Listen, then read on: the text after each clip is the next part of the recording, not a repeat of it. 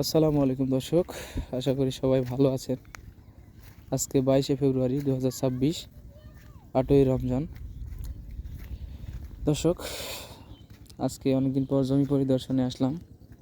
এসে একটু মন ফ্রেশ হলো, কারণ ধানের বর্তমান পরিস্থিতি, এই ধানটা লাগায় 1 সপ্তাহ 10 দিন হচ্ছে আজকে। এটাও সেম অবস্থা, ধানের গোছ অলরেডি লেগে গেছে আলহামদুলিল্লাহ। দেখতে পাচ্ছেন গোধূলি লগ্ন, সূর্য প্রায় অস্ত যাচ্ছে। এই হলো বর্তমান গ্রামীণ পরিবেশ। এখন আমাদের অঞ্চলে শুধু সবুজ আর সবুজের সমারোহ। আশা করি সামনের দিকে আরও সবুজের সমারোহ ঘটবে। কিন্তু মানুষ কতটা বিবেকহীন দেখুন আপনারা। এত জায়গা থাকতে আমার জমির আলের উপর দিয়ে এই যে এগুলো রাখছে, দেখতে পাচ্ছেন। ওর আল কিন্তু এখানে, এই যে এখানে কিন্তু পড়ে আছে ওর আল, অথচ কিন্তু সে সেখানে রাখেনি, অথচ রাখছে দেখেন এই আলের উপরে, এবং ধানের গোছ নষ্ট করে। এই হলো মানুষের বিবেক, মনুষ্যত্ববোধ। মানুষ কবে মানুষ হবে?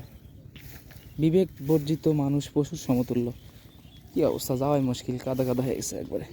এদিকে আসো না, এদিকে আসো না, কাদা আছে। আমার সাথে পরিদর্শনে আমার ছেলেও আসছে। হ্যাঁ আব্বু, বলেন তো ধান কেমন হয়েছে? আপনার মেয়ের ধান কেমন হয়েছে বলেন। ভালো হয়েছে? পানি তো কমই আছে রে আব্বু। জমিতে সার দেবো ইনশাল্লাহ। ঘাস মারা বীজ শুধু দিছি, এবার আল্লাহর রহমতে দফায় দফায় এবার সার প্রয়োগ করবো ইনশাল্লাহ।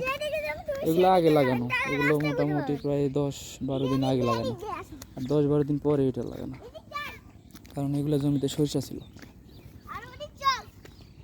হ্যাঁ, এই হলো বর্তমান পরিস্থিতি।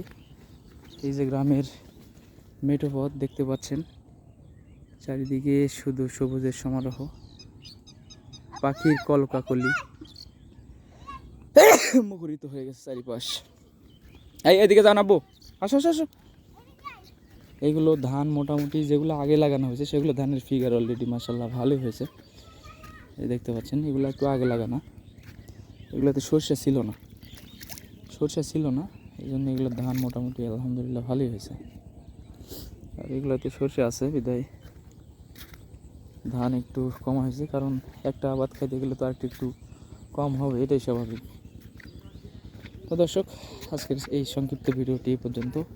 সবাই ভালো থাকুন, সুস্থ থাকুন, আর এই পবিত্র রমজান মাসের মহিমায় উজ্জীবিত হোক আপনাদের সকলের জীবন।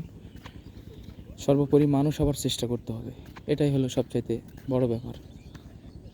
নিজের ভিতরে যে 6টা রিপু আছে, এই 6টা রিপুকে দমন করাই হলো মানুষের মূল ইবাদত, এটাই শ্রেষ্ঠ ইবাদত। সবাই ভালো থাকুন, সুস্থ থাকুন, আল্লাহ হাফেজ।